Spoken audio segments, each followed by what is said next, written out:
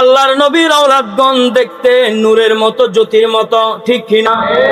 আমাদের পীর মুর্শিদ তহে শাহ হুজুর কিবলাজান যখন বাংলার জমিনের মধ্যে আসে, চট্টগ্রামের জমিনের মধ্যে, ওনার সামান্য একটুখানি নজর পাওয়ার জন্য, ওনার এই চেহারায় আনোয়ার দেখার জন্য সারা বাংলাদেশ থেকে শুধু নয়, ইন্ডিয়া থেকে পর্যন্ত চলে আসে মানুষ।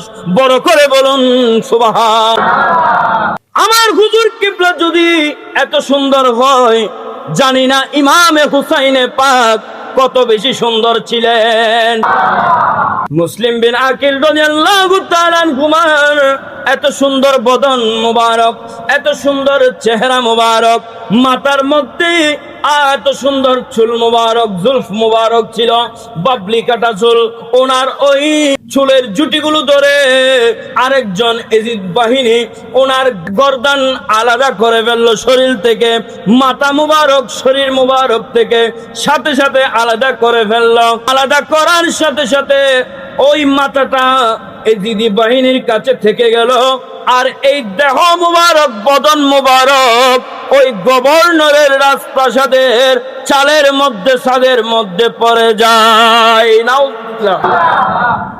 কি নিষ্ঠুর, কি নির্মম ভাবে আল্লাহর নবীর বাগানের ফুলকে তারা হত্যা করলো, আল্লাহর নবীর বাগানের ফুলকে তারা শহীদ করলো।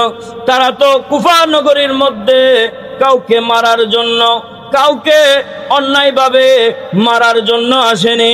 যদি মুসলিম বিন আকিল রাদিয়াল্লাহু তাআলা আনহুমার অন্তরে যুদ্ধ থাকতো, তাহলে যখন 40,000 মানুষ মুসলিম বিন আকিলের হাতে যখন বায়াত গ্রহণ করেছেন, তখন যদি তাদেরকে সাথে করে নিয়ে উবাইদুল্লাহ বিন জিয়াদ এবং এজিদের যদি মোকাবেলা করতে চাইতো, তাহলে এজিদ থেকে মসনদ ছেড়ে পালাতে বাধ্য হতো, ঠিক কিনা?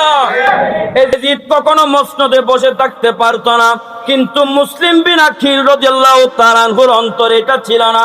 তিনার অন্তরে ছিল রহমত।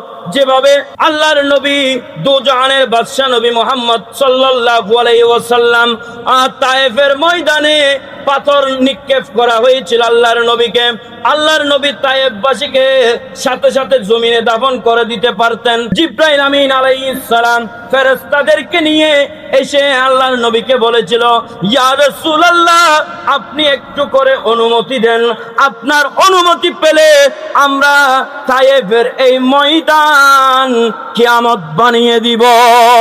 সুবহান। আল্লাহর নবী সেদিন বলেছিলেন জিবরাইলকে, ও জিবরাইল, আমি তো মানব জাতিকে হত্যা করতে, কতল